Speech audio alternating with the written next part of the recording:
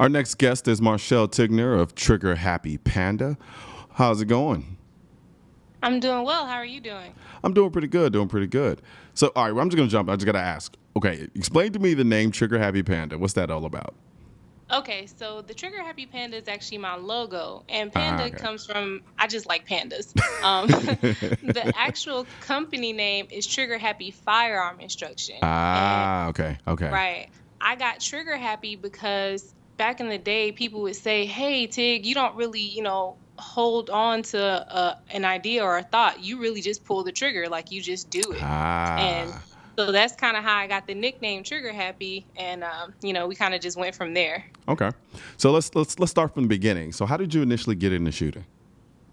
Initially, I started with the military. I was in the Army National Guard from 2009 to 2016, and of course, we shot, the M9 pistol, and Mm-hmm. then we shot the M16 rifle. But I didn't fall in love with it then. That's just where I got introduced to it. I don't know, just kind of moseyed on On through through it. the rifle qualification. Yeah, because I had to. So what? At what point did you hit the point in your life where you kind of fell in love? Like, was it a slow progress into falling in love after the fact, or was it something that just kind of continued on? It was instant. Like as soon as I got out of the military, I started working at a gun range in Atlanta. Okay. And I think like the second time I shot, I was in love. I love the feeling. I love the recoil. I wanted to shoot the biggest thing ever. We had machine guns. I wanted to shoot the Chris Vector every day, Uh huh. and it was immediate. So, I never thought that I would feel this way about firearms, but, I fell in love. So what was it? Because when you were going through training, you said it didn't really do anything for you, and then when you got out and you started working at the gun range, it was instant. What do you think the difference was between then and then now? I think the difference was in the military, you're kind of shooting for defensive reasons. Hmm. Sometimes it's a spray and pray. Yeah. You're just trying to deter the threat. But when you're shooting at a gun range and you're inside and you're able to focus on isolating those fundamentals, like your breathing and your trigger squeeze, and, we're shooting at business cards and we kind of make it a competition, that's when it becomes really fun. Gotcha. Yeah. So at what point did you realize, you know what, I want to start training? I think it was about 4 or 5 months into working at the range. We were just shooting around for fun and doing competitions between the coworkers, and I ended up taking an NRA RSO course. Hmm. And then our instructor, he was like, "Hey, there's a lot of courses you can take. You can become an instructor, a chief range safety officer." And I was like, "Oh, that sounds fun." So, the range paid for my certifications, and that's when I started taking it more seriously. Ah, okay. So now at this point, you are now. Do you? I know you train. Do you train exclusively women? So I teach men and women, Okay. but I wanted to focus, especially our first 10 or 11 classes, on just women, more specifically women of color, Hmm. because there's not a whole lot of firearm instruction companies that are targeting just women of color, where they feel comfortable coming to learn. And, it's easier to learn from someone who looks like you, Yeah. versus someone who you have really not a lot in common with. So from your experience, and I've had this conversation before with other people. I've had it with men, I've had it with women, I've had it with other black women, and the perception, perception's one thing, reality is another, and then there's Right. somewhere in between facts. And you know, first I'm going to ask you this: are the majority of black women anti-gun? Definitely not. Okay. I think what they are, I think they're just afraid. They're afraid of firearms because we've kind of have it ingrained in us, that stereotype that if you see a black woman with a gun, she's crazy, or, she's, seriously, she's, an unstable person who can't de-escalate a situation. I mean, Yeah. I hear it all the time when I tell people what I do, and guys are like, "Oh, watch out for her. Don't make her mad." As if I can't make, logical reasoning skills. You know, it's weird. So, I'm gonna jump in and say you kind of sound like me because I went through that period also, and I still deal with it to this day, especially people who don't really know completely what I do. I remember when I started getting into firearms and thinking, and I got that a lot. It was like, oh God, there's gonna be careful. Don't make him mad. Don't I don't want to Right. leave you alone because you the one with the guns. And I'm like, man, come on, man. Like Right. I'm not a raging baboon who's just looking to kill people. Like Right. and so from your experience, from your perspective, you feel like for a lot of black women, it's a matter of one having to deal with the perception of being a black woman who's into firearms, and then dealing with the kind of historical context of black women owning firearms as well, and kind of having to shake all of that off before getting to the point of actually being able to enjoy them. Right, definitely. Those stereotypes are, a real big barrier, and it's something that I fight every day. Even, getting women to sign up for the classes, they're Mm-hmm. kind of like, well, I don't know, well, my boyfriend has the gun or my husband has the gun in the house. And I'm like, okay, well, what happens if he gets sick and he's not there? Yeah. Or, like, what do you do? Yeah. Now, let me ask you this one question. Do you think that, so I grew up during a time period where, there was this idea of, gang violence, I remember these marches like put the guns down, all these types of slogans, and they were specifically geared towards dealing with black on black violence, in most part. Do you think on any level that for black women, they approach the idea of firearm ownership not only in their hands, but in the hands of other black men as maybe on a subconscious level problematic because of the kind of the context that the idea of black firearm ownership is usually placed under historically? Right.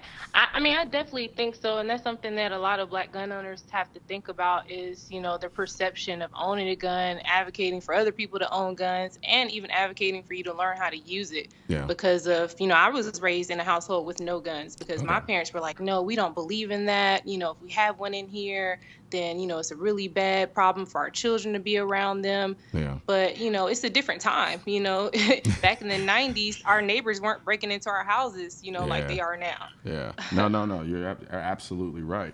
So, what are some of the kind of unique aspects of training, not only just women but black women of firearm ownership? And you can go back and forth whether it just has to do specifically with women and black women in terms of training them and teaching them how to shoot. I think one of the unique things that I found is that it gives us a sense of empowerment. Mm-hmm. Statistically speaking, if you look at, crime rates against black women, sexual assault, we're more likely than other demographics to be assaulted. Domestic violence, we're more likely than other demographics to experience that too. So what's unique about teaching women of color and even men of color Yeah. how to shoot is that, we have that empowerment now, and then we have that freedom to exercise our Second Amendment right to make ourselves feel safe. Gotcha. How problematic? I mean, is it something that, like, the people who usually you come in contact with when you are training them, do you find yourself having to kind of tear down certain walls that have been kind of placed up beforehand, or by the time they get to you, they're at least a little bit more open-minded about getting into firearms and learning to shoot them correctly? Oh, we definitely have to tear down barriers. I mean, Okay. I remember I had a class where there was a young lady crying just at the thought of going into the range. And I Really? sat there and held her as she cried because I know what she's experiencing, and Yeah. I know how she felt because I felt the same way when I started shooting, initially when I was in basic training and boot Mm-hmm. camp. I was extremely scared. I was like, I've never been around this. This is Yeah. loud. I got a drill sergeant yelling at me, So I know it can be traumatic. Yeah. Yeah. No, you're right. You know? You're absolutely right. You're absolutely right. Yeah, so yeah. And so now, where do you see, like, as you look at the landscape of firearm ownership in this country, where do you see the trend going? Where do you see it, say, in the next 5-10 years? I think it's going to be more of a major market, and it'll be, instead of just in Texas where we're familiar with seeing people walk around open carrying, everyone in the back window of their truck, they have a rifle. We see that in southern states. I think we're going to start to see that everywhere eventually. Yeah. I think it's going to be, more just as common as buying sneakers or, clothing or a laptop. Everyone's going to kind of embrace it as a culture. And I think that's a good thing. We need to. I've never felt more safe than being around a bunch of people carrying guns. I feel safe. Gotcha.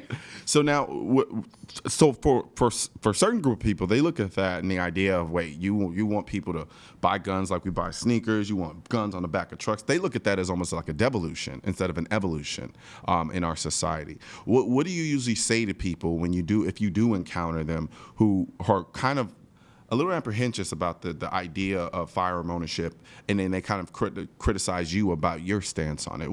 How typically do you address people like that who are anti?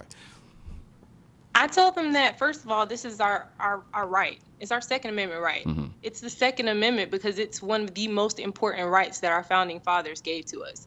So, if it wasn't so important for this country, then it wouldn't be in the Constitution, firstly. Secondly, I think their apprehension is about the safety of it. Yeah. And that's true. A lot of people walking around with firearms isn't a good thing if they don't know how to properly use them. Yeah. So from my stance, I'm like, well, that's why I'm teaching people how to safely use them, right? Because if I didn't have this job, then people are just going to be walking around with them and not know how to use them. And that's the problem. Yeah, absolutely.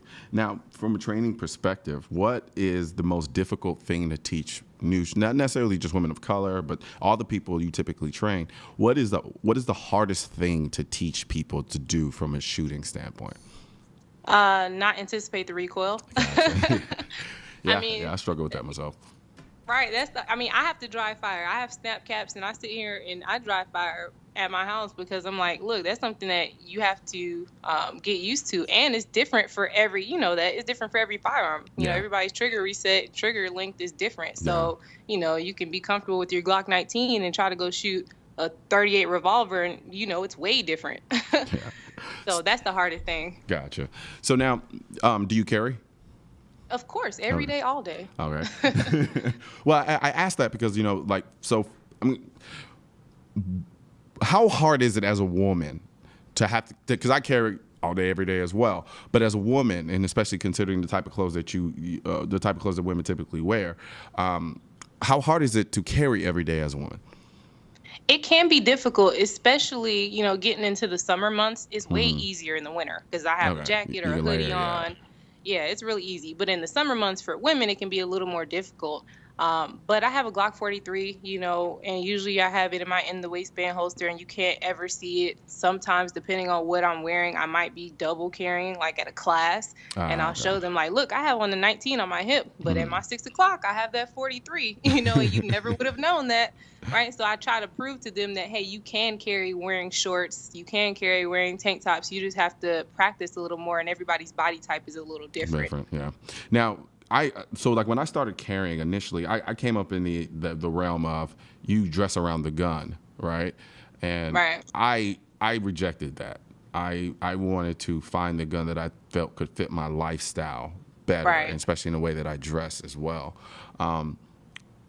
Being a woman, do you find yourself doing that? You find yourself dressing around the gun you want to carry, or do you try to find a gun that fits the way that you dress? I always find a gun that fits the way that I dress. I'm a Glock fan, to be quite honest. And all the Glocks I've ever owned, from the 27 to the 43 to the 19, they all fit perfectly on my person. I definitely don't believe in carrying a firearm in your purse or a book bag. I don't advocate for that at all. See, that's where you and I would disagree. Really? You think people should put them in their purses? I think if it's your only option, yeah. I think there's. Go ahead. Sorry. Go ahead. No, I was about to say, if that's the only option, like if you're in a swimsuit, okay, obviously you can't conceal in a swimsuit. So, in your purse. But if you're walking around, you have a coat on and jeans and you can put it on your person, put it on your person. Because if I'm a bad guy, I'm not going to walk up to you and say, hey, can you just take the money out of your wallet, out of your purse so I can take that and go away? No, they're just going to snatch the whole purse and run away with it with your gun inside. I absolutely agree with you. I think I probably should clarify a little bit more. I don't. If I'm going to pick and choose, I'm always going to say, if you can carry on your body, carry on your body. That's going to be 10 times better. But at the same time, I think people should also kind of look at things from the perspective of, I say carry however you want to carry, as long as it's going to make you carry the most. But also, Right. but do it understanding the limitations of the way that you're carrying, because each Right. form has its own limitations. So if I'm going to carry off body and I'm going to have a gun in my bag, I need to understand what you just said. If something happens, I'm probably not, if and it's immediate and I'm caught off guard, I'm probably not going to be in the best position to deal with it. Right. You know what I mean? And I need to understand right now, I'm only prepared for something that I can see coming and have time to get into my bag and get the gun. Right. But yeah, I agree with you from the standpoint of, if you have the option of carrying on body, please carry on body. It's way more advantageous. Now, I've had this conversation before, and I've written a couple articles about it before as well. Do you find that a lot of the people that you train are very apprehensive, especially when they start carrying with the round in the chamber? Yes, that is probably one of the bigger concerns with a lot of my students. A lot of them, I teach a lot of women, so of course they have children around, and they Gotcha. feel like if I have a round in the chamber and I'm carrying a firearm that doesn't have a safety, it's, less safe for my entire family. And I can understand that. I'm not a parent yet, but I understand their concerns. But what I always tell them is that, are you going to have time to chamber around when something happens? Yeah. Are you going to have time to unlock that, unlock your trigger guard, or, get it out of that case on the top of the closet when something happens? Yeah. And I also advocate for teaching your children. I mean, I taught children as young as 5 firearm safety. Yeah. I mean, the maturity level of your child, but they need to know if it's going to be in the house, the first time they see it shouldn't be when it's loaded and in your dresser, because they're going to get it and squeeze the trigger. They want to play with it. Absolutely. Now, with that being said, there was an article recently that you were mentioning where they were talking about where they're saying basically there's a surge in the number of black women who are now taking up shooting. Why from your perspective and what you do, why do you think that may be the case? If that is actually indeed the case. Right. I mean, I don't have any of the numbers to back this up, so I can't prove this. But a lot of people have been saying, since President Trump has been elected, African Americans are going out and buying firearms. I don't necessarily know that to be true because I don't have any numbers to back that up. But I can say from my experience, I did have a lot of people when I was working at the range come in and specifically state, this is why I'm here. Yeah. But the irony of that is that, President Trump is pro Second Amendment. So, if it had went the other way, you would have felt safer, but not been able to exercise your rights. Right. So man, that's funny. I never actually thought about that myself. So, right. Yeah, that's irony. very interesting perspective in that regard. Okay, we got about a minute left, so I want you to go ahead and plug and let people know where they can go and get training from you if that's what they want to go ahead and do. Yes. So on Instagram, I am Trigger Happy Firearm Instruction, and on my website, it's triggerhappypanda.com. So all of my classes are there, and you can reach out to me via email on my website as well. Awesome.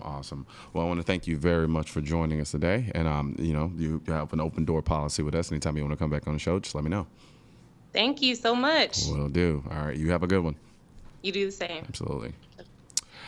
So that's it for Seeing Live today. It's good to be back with you guys here in Dallas, Texas. The NRA annual conventions was actually really fun this year. I really thoroughly enjoyed it, and I love being able to kind of mix and mingle with the people and feed off of that energy. I've got a really, really great reception from everybody. And I always come back, reinvigorated and ready to do more. But we'll definitely join you guys again tomorrow on Seeing Live. I'm Colion, and I'm out.